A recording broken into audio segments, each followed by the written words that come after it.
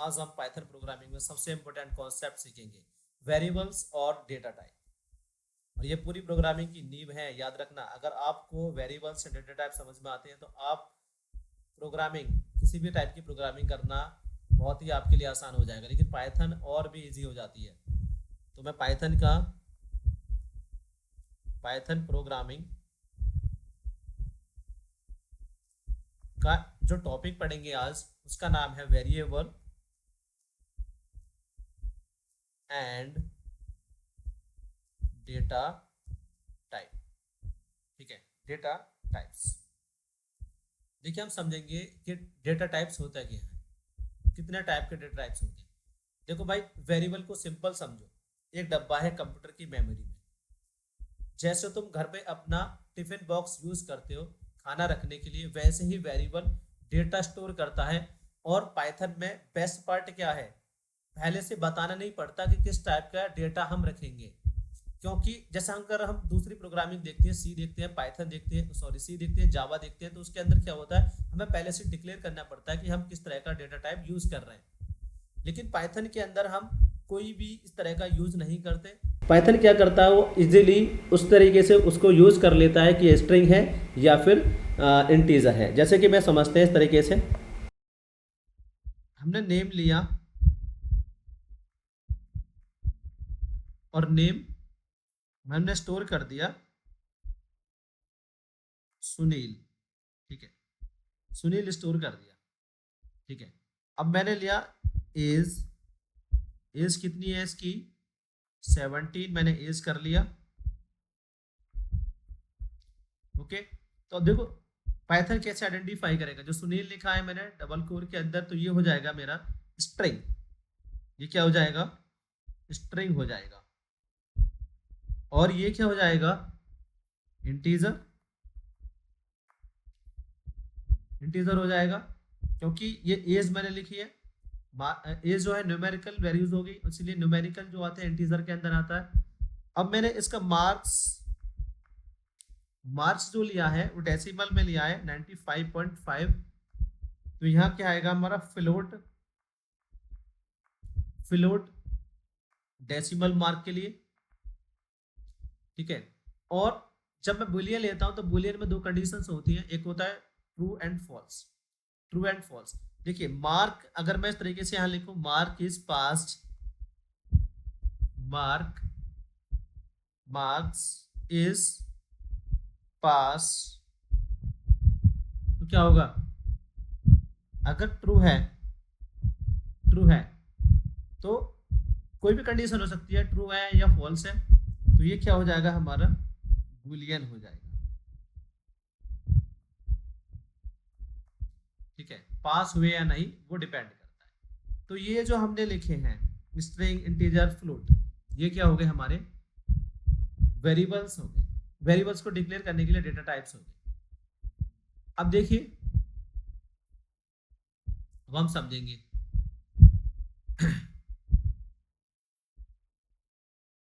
देखिए, जैसे कि अलग अलग चीजों के रखने के लिए हम अलग अलग कंटेनर्स यूज करते हैं। पानी के लिए बोतल यूज करते हैं, दाल के लिए डब्बा यूज करते हैं। वैसे ही पाइथन में अलग डेटा के लिए अलग टाइप्स हैं और इन्हें याद रखने के लिए बिल्कुल इजी है। मैं बताता हूँ किस तरीके से हम इन्हें याद कर सकते हैं। देखिए, अगर मैं कोई सिंपल कोड लिख रहा हूँ पाइथन का, तो मैंने पाइथन में प्रिंट करा दिया, क्या प्रिंट करा दिया, टाइप, और इसके अंदर मैंने स्टोर कर दिया 17। अब बताइए क्या आउटपुट आएगा इसका, क्या आउटपुट आएगा। देखिए, मैंने जो टाइप किया है, ये पूछा है कि 17 किस तरह का है, तो पाइथन क्या प्रिंट करके देगा, बोलेगा ये इंटीजर है। क्या है, इंटीजर है। ओके, क्या बोलेगा, ये इंटीजर है। इसके अंदर माना, मैंने दूसरे के एग्जांपल लेता हूं, मैंने प्रिंट करा दिया, क्या प्रिंट करा दिया भाई, प्रिंट करा दिया मैंने टाइप, और टाइप के अंदर लिख दिया स्ट्रिंग। स्ट्रिंग में मैंने हाई लिख दिया। हाँ, स्ट्रिंग तो ले गई, तो टाइप क्या बताएगा, ये जो स्टोर कर रहे हैं आप, ये कैसी वैल्यू है, स्ट्रिंग वैल्यू है। ओके, स्ट्रिंग वैल्यू है। अब हम आगे देखते हैं कि अब आपको एक इंपॉर्टेंट चीज बताऊंगा, टाइप कास्टिंग मतलब क्या होती है। टाइप कास्टिंग मतलब एक टाइप के डेटा को दूसरे टाइप में बदल देना। सोचो पानी के फ्रिज, आपको पानी को फ्रिज करके आइस बनाना है, सेम चीज है डिफरेंट फॉर्म, सेम चीज है डिफरेंट फॉर्म होती है। पाइथन में यह बहुत कॉमन आता है, स्पेशली जब यूजर्स से इनपुट लेते हैं। जब हम यूजर से इनपुट्स लेते हैं तो इस तरह का ये हम यहाँ यूज करते हैं टाइप कास्टिंग। तो देखिए कैसे करेंगे हम type conversion. Three main functions होते हैं टाइप कन्वर्जन के, इंटीजर से फ्लोट एंड स्ट्रिंग। हम कैसे करेंगे देखिए, हमारे पास एक हम इंटीजर वैल्यूज लेते हैं। इंटीजर में हमने 25 लिया कोर के अंदर। अब देखिए ये क्या करेगा, स्ट्रिंग को इंटीजर में बदलो। इसका मतलब क्या होगा, स्ट्रिंग को change in the integer value. तो स्ट्रिंग चेंज इन इंटीजर, तो क्या हो जाएगा, इंटीजर 25, फ्लोट ले लिया मैंने, फ्लोट 25। अब क्या था, इंटीजर को फ्लोट में बदलो, तो क्या बदलेंगे 25.0, ठीक है। अब मैंने स्ट्रिंग ले लिया 25, ठीक है। अब कह रहा है इंटीजर को स्ट्रिंग में बदलो, तो इंटीजर को स्ट्रिंग में बदलेंगे हम, क्या हो जाएगा 25 डबल कोर के अंदर, ठीक है। अब हम एक और चीज देखते हैं, ठीक है। अब देखो एक रियल प्रोग्राम, अब एक रियल प्रोग्राम के माध्यम से समझेंगे। स्टूडेंट की रिपोर्ट कार्ड बनाएंगे और इस एक प्रोग्राम में variables, data types, type casting सब यूज होगा। ध्यान से देखना होगा कि हर लाइन में क्या क्या चीज हम यूज कर रहे हैं। बाद में तुम खुद से ट्राई करना तो वो हो जाएगा। कैसे करना है देखिए, स्टूडेंट रिपोर्ट कार्ड्स के लिए हम सिंपल एक एग्जांपल लेंगे। क्या चीज चाहिए होता है हमें, देखिए मैं कमेंट्स लिख रहा हूं।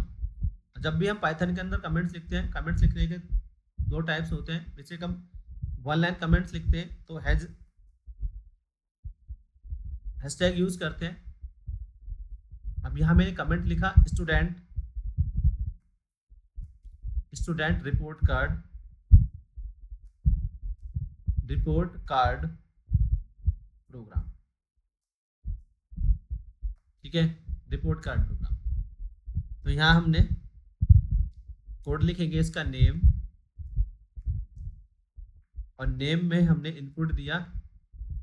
अब जब हम इनपुट करते हैं तो जब हम रन करते हैं तो वो नाम मांगता है कि हम क्या नाम लेने वाले हैं।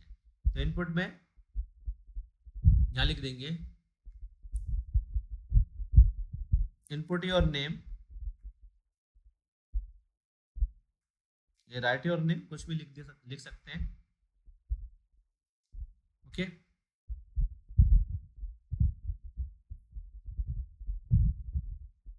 Class input,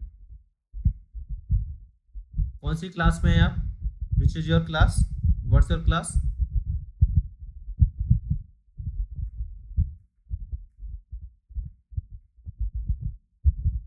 okay.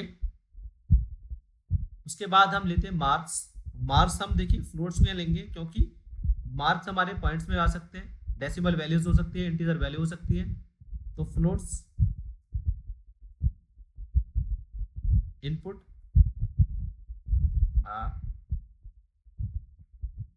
मार्क्स ले रहे हैं, तो यहाँ फ्लोट्स फ्लोट होता है इनपुट।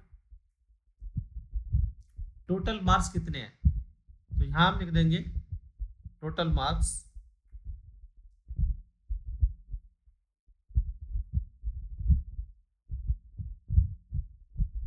ठीक है।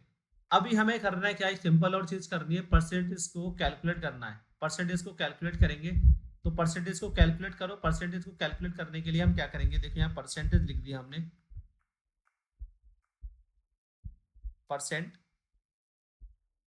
का फॉर्मूला निकाल, जब हम परसेंट निकालेंगे तो मार्क्स, माना हमारा 500 टोटल मार्क्स है, मार्क्स टोटल 500 का है, ठीक है, मल्टीप्लाई बाई 100, ठीक है, divided by 5, multiply by 100 divided by 500।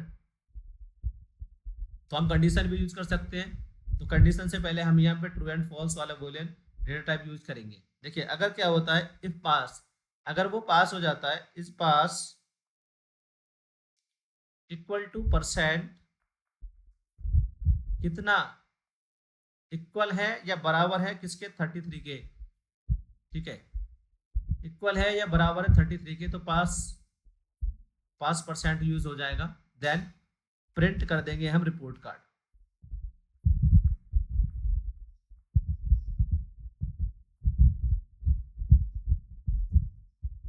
जब हम इसे रन करेंगे तो हमारे पास एक प्रॉपर एक इंफॉर्मेशन आ जाती है। जैसे नेम मैंने इनपुट करा दिया राहुल, परसेंटेज में मैंने 91%, क्योंकि टोटल मार्क्स डालूंगा, मार्क्स निकालेंगे जब परसेंटेज के, तो टोटल मार्क्स और जो गिवन गिवन मार्क्स होते हैं उसे डिवाइड करेंगे और मल्टीप्लाई बाई 100 करके हमारे मार्क्स निकल आते हैं। ठीक है, अब हम कुछ क्वेश्चंस लेंगे, ठीक है, उसके आंसर आपको देने होंगे, तो क्वेश्चन मैं लिख दे रहा हूँ। पहला क्वेश्चन रहेगा, दो क्वेश्चन ले लेते हैं। पहला है x इज इक्वल टू 3.14, इसमें कौन सा डेटा टाइप यूज किया जाएगा। अगर मैं लिखने के बाद टाइप का x अगर मैं लिख दूं यहाँ पे टाइप, तो क्या रिटर्न करेगा यहाँ। दूसरा क्वेश्चन ले रहा हूं मैं, पाइथन में वेरिएबल डिक्लेयर करने के लिए कौन सा सही तरीका होता है। Best criteria for declare variable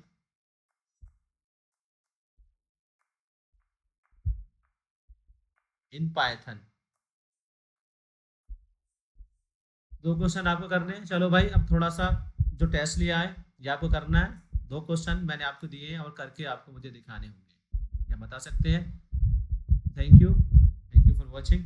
आज का लेक्चर काफ़ी प्रोडक्टिव रहा और आज हमने बहुत कुछ सीखा, जैसे कि प्रोग्रामिंग, पाइथन प्रोग्रामिंग की वेरिएबल्स एंड डेटा टाइप के बारे में, क्योंकि ये दोनों ही बैकबोन है। एक बार घर पर खुद से ट्राई करो तभी पक्का याद रहेगा, और होमवर्क स्किप मत करना।